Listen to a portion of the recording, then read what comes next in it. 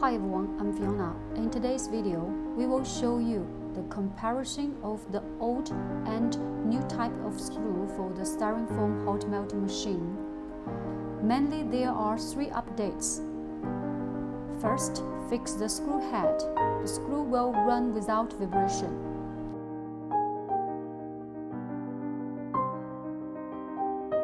Second, make the end of the new screw length longer.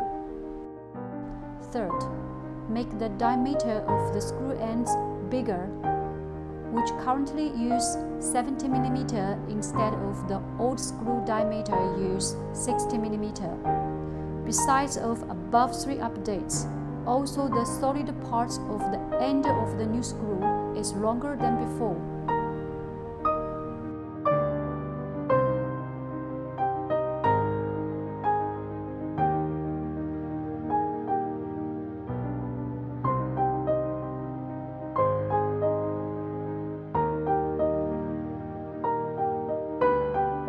Thank you for watching. I'll see you next video.